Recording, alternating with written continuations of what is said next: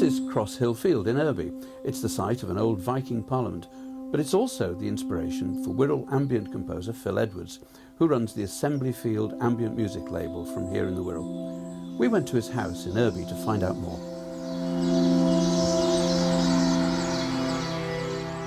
Phil, you're a composer of ambient music, and you run a label that collects and sells ambient music to listeners. Would you like to describe what ambient music is? Yeah, for me it's a type of music that's quite relaxed, can be quite experimental. You know, mostly I think for people to chill out to, and it's, you know, mostly instrumental, quite a minimalistic type of music.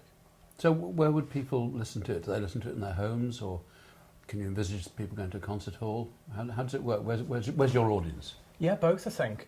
I think it's more for people to listen to at home, you know, headphones on, relax. But yeah, I mean, you get a lot of ambient artists doing concerts and gigs. But yeah, more of I think, for people to relax to. And if it's experimental, is it always relaxing, or is there an edge that sometimes takes you a little bit out of that? Yeah, it can get very varied, to be honest. Yeah, the experimental can just, you know, there's until you listen to a lot of ambient music, you don't realise how varied it is. So yeah, it's you know, there's all different types really. And the really interesting thing, for me at least, is that the making of music has become transformed really by this gadget that we've got here. That you now no longer need anything else other than that space there. You go out with your field recorder, you record stuff, and you bring it back here. So tell us a little bit about that process, because it's do it yourself, isn't it? Yeah, I mean, home PCs and the internet has made it a lot more accessible for artists, people, to make music. You know, I mean, you can get software, you know, cheap. You can get a lot of it free, and it's the quality of the music you can make is studio quality, basically. So yeah, it's enabled people to, you know, make great music very cheaply. You know, and there's a lot of different types of software, and you can record.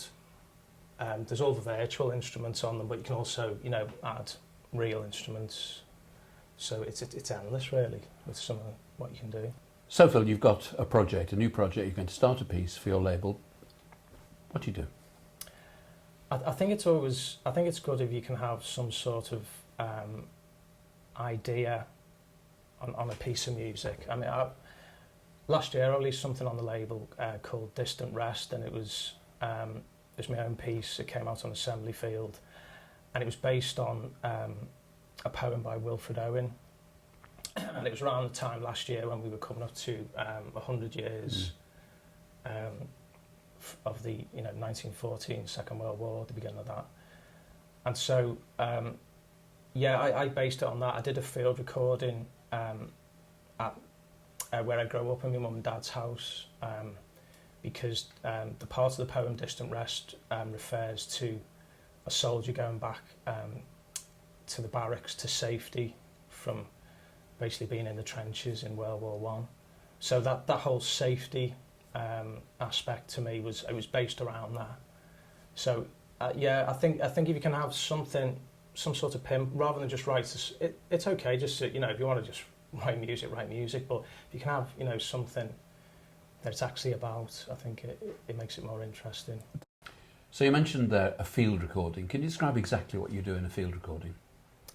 Yeah, it's basically it's going to a certain place with some sort of recording equipment, and just recording the environmental sounds that are happening, you know, whether it be countryside, a busy street, wherever, you know, and then using that field recording in the music somehow.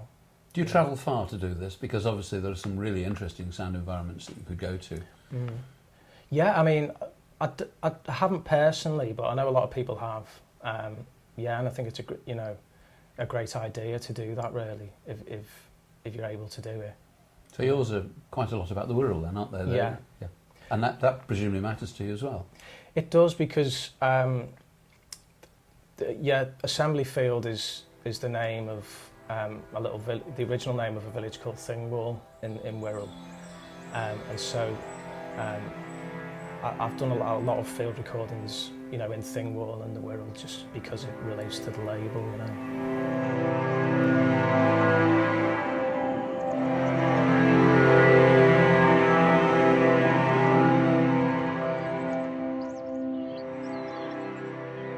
So what we've got here is a visual representation of one of your field recordings. Would you like to talk us through what's going on the screen? Yeah, sure. This is a 5-minute field recording from a field called Cross Hill, not too far away from here actually, of environmental sounds.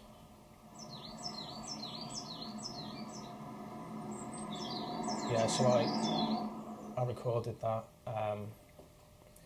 and this really good software actually called WavePad Editor, and you can do all sorts with it.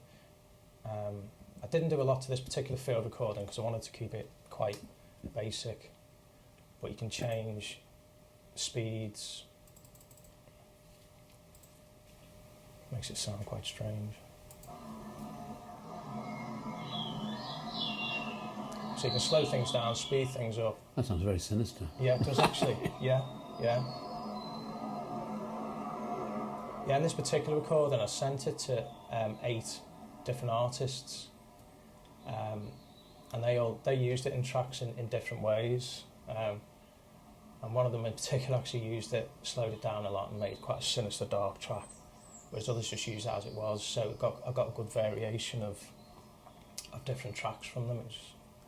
So for people working in this field, is it quite common to almost set up like a library of sounds that other artists can come in and borrow from? Are you quite comfortable with that? Yeah, absolutely. I think it's a good thing. I think anything that can make it a bit. I think originality is really important with any type of music. So if you can have something, anything goes as far as I'm concerned. You can have something a bit different.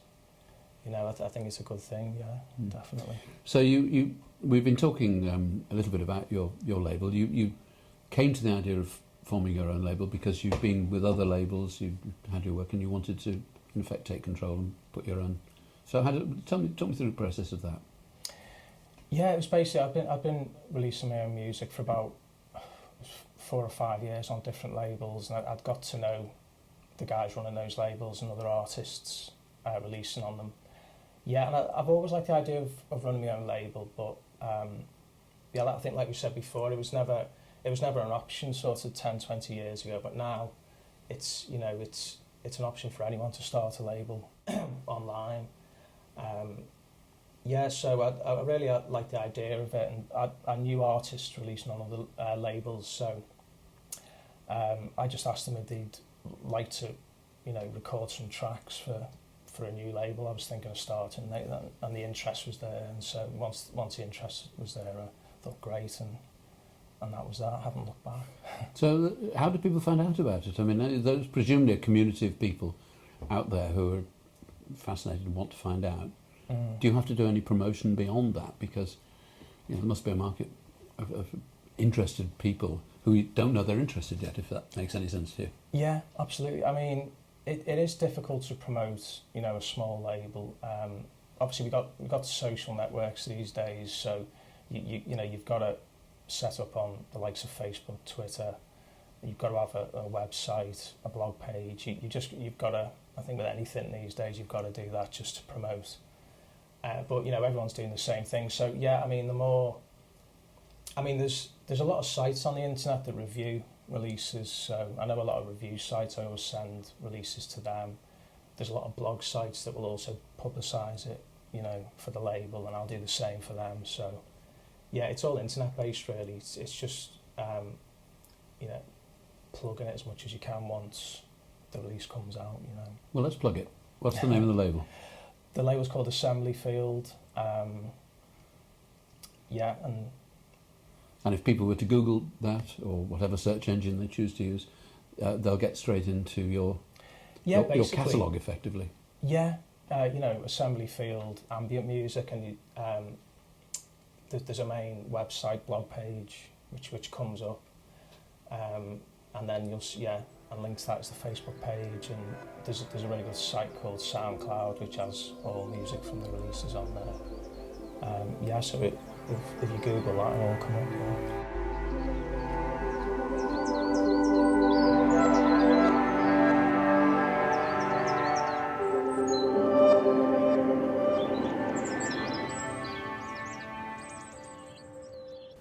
Well, Phil, I've got one of your CDs here.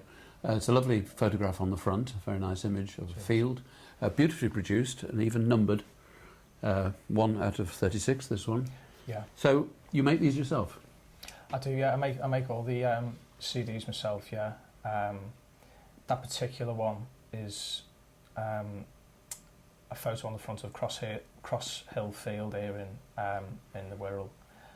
So I do a lot of the artwork myself, but also the artists supply. If they want to supply their own artwork for a release, they'll send it to me.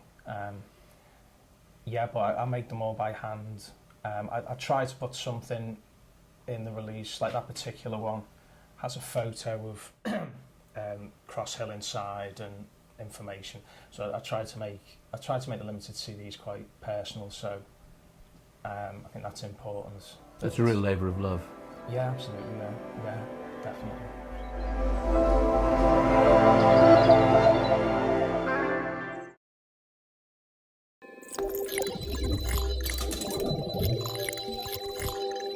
Welcome back.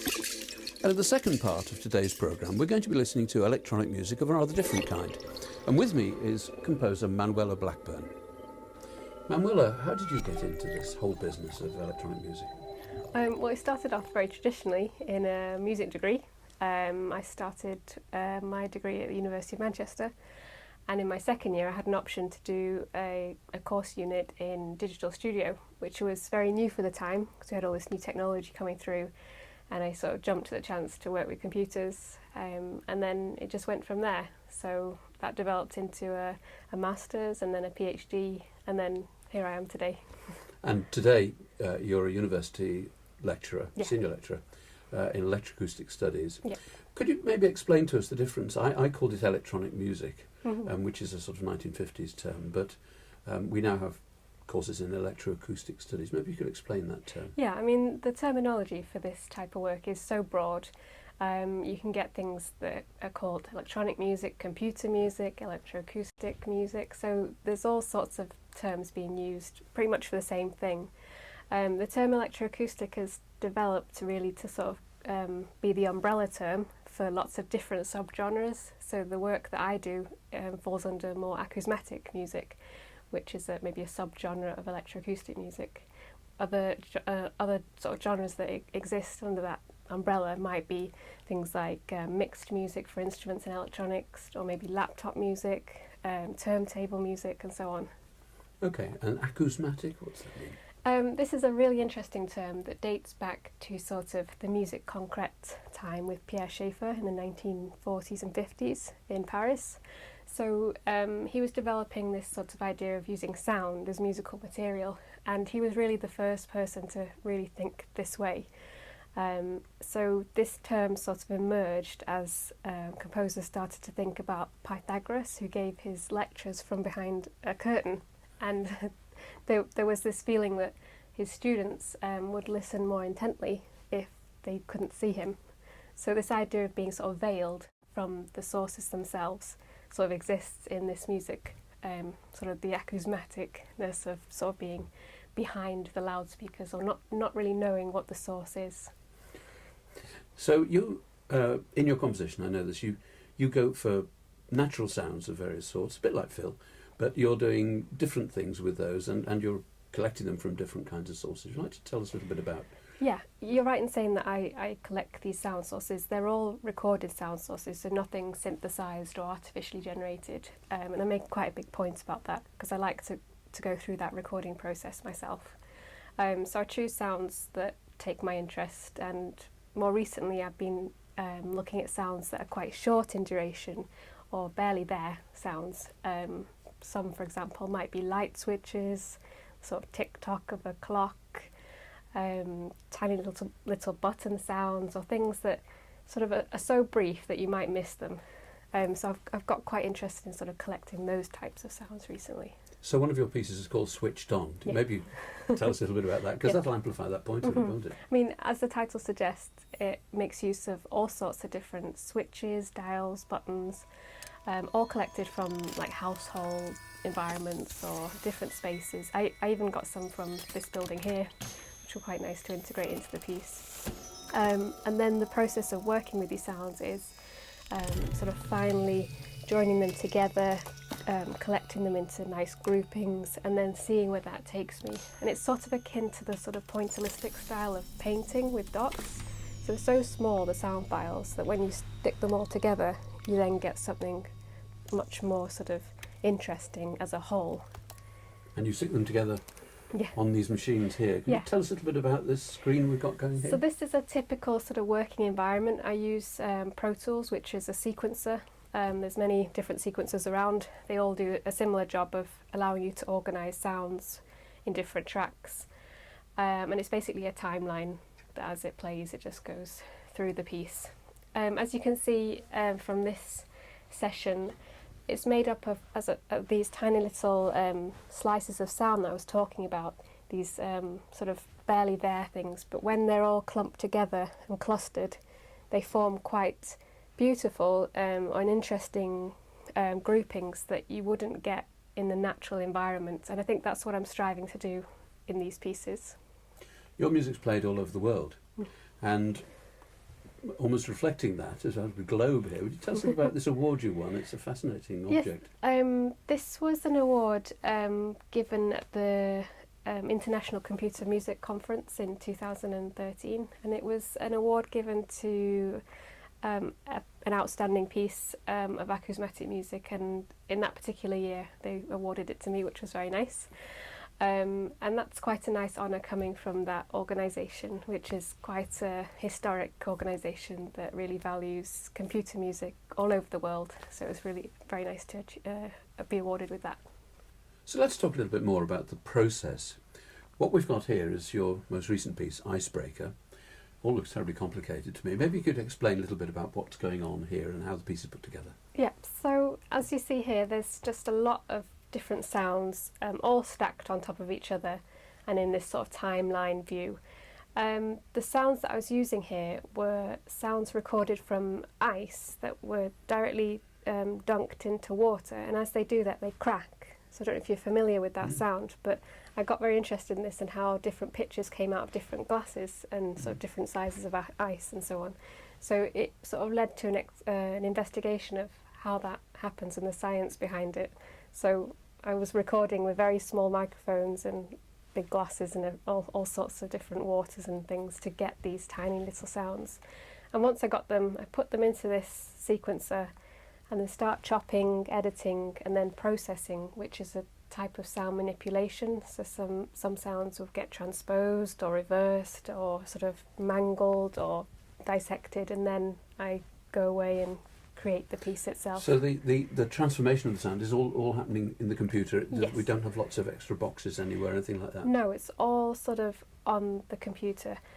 Sometimes it happens outside of the Pro Tools environment. It doesn't always take place in there. And there's lots of different software involved. Some software is made by myself, and some is sort of standard stuff you can buy or download. Some is made by yourself. Yeah. That sounds a bit scary. Right, let's hear a little bit of this piece, and you can talk us through it. Yeah, so this piece is quite interesting because I really focused on sort of rhythmic patterns and loops, and it's something that I've really pushed in this piece more than any other piece that I've done in the past. So I was really exploring that idea and how much I could sort of extract from that idea.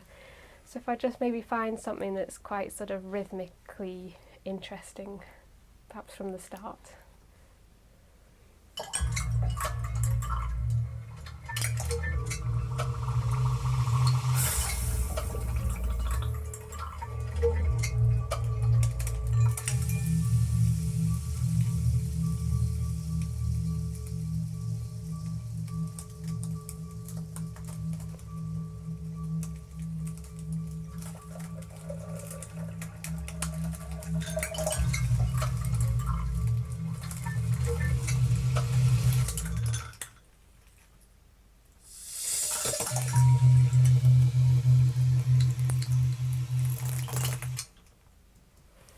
So you should get the sense of the ice sort of cracking and the watery sort of environment I'm trying to create. And what we're listening to are lots of layers of things. Maybe you could just give us one or two layers so we can hear how that works. So if I just sort of solo one sort of idea from that chunk you heard.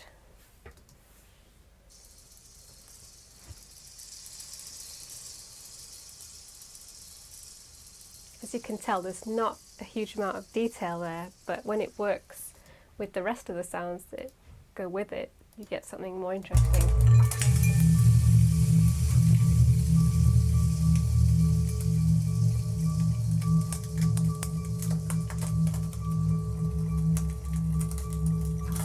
So this part of the process in stacking sounds is all about sound organisation, working out what sounds go well with what other sounds.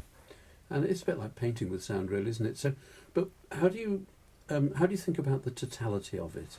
You know, you can think about the odd moments that goes well with that. How do you? Where does form and structure come into all of this? I think it evolves out of a sense of causality. So one thing leading to the next, and I'm a big fan of this idea. So it's a bit like the domino effect. If that falls over, it topples the rest of them, and it can be sort of traced all the way through my pieces, I think. So there's always a leading sort of aspect in the piece, and then it sort of naturally sort of comes to an end of a section, and then a new one sort of takes place. So there is a block-like form that evolves naturally in all of my works, I think. So you start at the beginning, or do you actually, having got there, you say, well, that'd be better in the middle now, I'll move that round Yeah, a bit. a lot of that tends to happen. So I might not start at the beginning, as you say. It might be something that ends up towards the end or in the middle. I can quite easily replace sounds in this environment as well.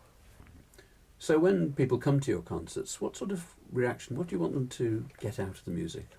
I hope that they just come away with some appreciation of the sound world I'm trying to make. I do spend a lot of time sort of crafting and polishing the sound so it's the best quality it could be.